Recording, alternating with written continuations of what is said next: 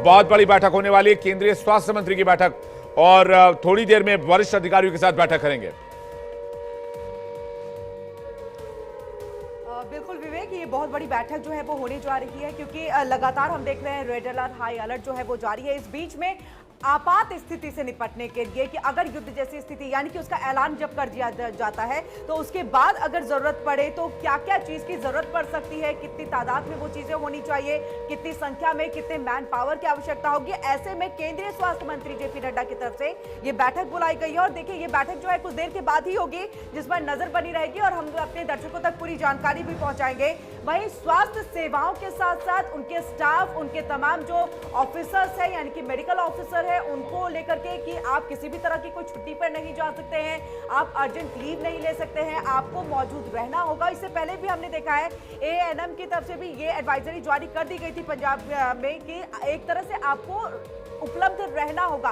Phone call अगर आपके पास आता है तो आपको तुरंत इमीडिएट जो है उसका जवाब देना होगा। कहीं बुलाया जाता है तो वहां पर आपको तुरंत जो है मौजूद रहना होगा। आप वहां पर किसी भी तरह की कोताही नहीं बरत सकते हैं। ये अभी तक अलग अलग स्टेट में अपनी तरफ से निर्देश जारी किया गया था, लेकिन अब यहां पर जब केंद्र की तरफ से ये निर्देश जारी कर दिया जाएगा, उसके बाद पूरी जो तैयारी है वो फुल फ्लेज के साथ होगी। लेकिन यहाँ पर विवेक, आपने जो ये कहा कि मुझे लग रहा था कि आप यहाँ पर ये कहेंगे कि इसकी जो आवश्यकता है वो बहुत कम पड़ेगी, क्योंकि जो तस्वीर सामने आई वो तस्वीर आपके चेहरे पे भी मुस्कुराहट लेके आई, मेरे भी चेहरे पे लेके आई, बाकी हमारे मेहमान और सहयोगी के चेहरे, और वही पूरे देश ने जब इसको देखा होगा तो उनको लग रहा होगा देखिए अंडर कंट्रोल है सिचुएशन, और इसीलिए इतने रिलैक्स मूड में जो है वो यहाँ पर रक्षा मंत्री नजर आ रहे हैं और यहाँ पर सेना प्रमुख नजर आ रहे हैं। बैठकों का दौर, और मुझे लग रहा है कि उस तस्वीर के साथ भी कंपैरिजन विवेक यहाँ जरूर करना चाहिए जो पाकिस्तान की तरफ से आया था जब भारत की तरफ से एयर स्ट्राइक कर दिया गया था। उसके बाद की तस्वीर को आपने और आशीष जी ने जो है बहुत ही डिटेल के साथ जो है हमारे दर्शकों तक उस बात को पहुंचाया था कि किस देखिए आसिम मुनीर जो है वो कैसे अपने फेस को जो है आगे निकाल करके, और ऐसा लग रहा है जैसे वो डांट सुन रहा है।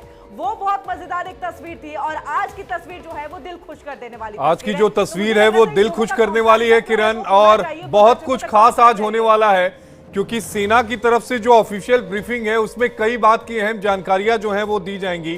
पाकिस्तान को कितना नुकसान हुआ, हमारी तरफ से जो कदम उठाया गया है वो क्या कुछ है और क्या कुछ हो सकता है, इन तमाम चीज़ों की जानकारियां भी मिलेंगी।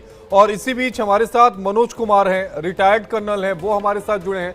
मनोज कुमार जी, बेहद स्वागत है इंडिया डेली में। धन्यवाद। मनोज जी, अगर कल से अभी तक के हालात पर एक बार चर्चा करें या बात करें तो पहला रिएक्शन आपका क्या होगा? पाकिस्तान की तरफ से जो हमले किए गए और फिर हमारी तरफ से जो उन हमलों को रोका गया और फिर पाकिस्तान पर हमले किए गए, उस पर आपका पहला रिएक्शन? देखिए, अगर आप देखें जो भी कार्रवाई हमारी तरफ से हुई निश्चित तौर पर बहुत ही रेस्ट्रेंट थी, और जो हमारे वक्तव्य भी आए हैं वो भी बहुत क्लियर थे कि जिस प्रकार से हम रिटेलिएट कर रहे हैं वो केवल हम रिएक्शन के तौर पे कर रहे हैं। करना तो हम बहुत कुछ कर सकते थे, लेकिन हमने अपना संयम बरता हुआ है, एक बैलेंस रखा हुआ है, और कूटनीति में हम लोग बहुत इसको कूटनीतिक तरीके से हल करना चाहते हैं, नॉन एस्केलेटरी तरीके से करना चाहते हैं। और तब भी आपने देखा कि उनकी जो स्थिति है, उनके पाकिस्तान एयरफोर्स के जो पायलट्स हैं उन्होंने हवाई जहाज अपने तैयारे उड़ाने से मना कर दिया। इसका कारण है कि हमारे जो एयर डिफेंस सिस्टम इतने मजबूत थे, इनकी कोई मिसाइलें अंदर नहीं आ पाई, इनके ड्रोन्स जो स्वॉर्म ड्रोन्स हमले इन्होंने किए उनको भी नेस्तनाबूद कर दिया गया, और वो भी बिना किसी काइनेटिक यूज के, उसको केवल उनके नेटवर्क को जैम करके, इस प्रकार से और भी कई तरीके हैं जिनसे उन्हें नष्ट किया गया, और कोई भी इनका हमला कारगर साबित नहीं हुआ। उसके उलट हमारे जितने हमले थे आपने देखे कितने कारगर हुए, और जो पाकिस्तान के अपने आवाम हैं उनके ही वीडियो हमारे पास आ रहे हैं जिनसे क्लियर दिखता है कि वहां पर क्या माहौल है और जो भी वहां पे हमले हुए हैं उनका क्या इफेक्ट हुआ है ग्राउंड पर। एक बात और भी बोलना चाहता हूँ, वाज़ेह तौर पे इस बार जो बात हुई है अलग दिखती है बाकी समय से पहले से, वो ये है कि वहाँ की आवाम कहीं भी सड़कों पे नजर नहीं आई कि अपने देश के लिए या पाकिस्तान के लिए कहीं खड़ी हो या कोई नारेबाजी कर रही हो।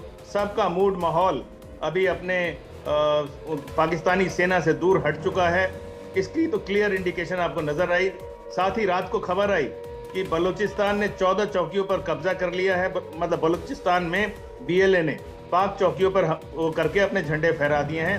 कहते हैं कि 1/3 बलूचिस्तान उन्होंने उस पर अपना वर्चस्व दिखा दिया है। साथ ही उन्होंने यूएन में ऑलरेडी अपने देश को मान्यता देने की एक एप्लीकेशन भी डाली, जो कि रात को मीडिया में दिखाई दी थी। इन सब के अलावा 5 तैयारे उनके हमने गिराए थे, जिसके सबूत हमारे पास पूरी तरह से हैं। उनके 2 पायलट भी हमारे पास है, जैसा इम्कान है। हो सकता है इससे ज्यादा भी पायलट हमारे पास हो। आपके पास आऊंगी। मेरे सहयोगी रजनीश भी हमारे साथ दिल्ली से जुड़े हुए हैं। रजनीश, जानकारी ये मिल रही है कि होम मिनिस्टर अमित शाह के साथ एनएसए अजीत डोभाल की मीटिंग हो रही।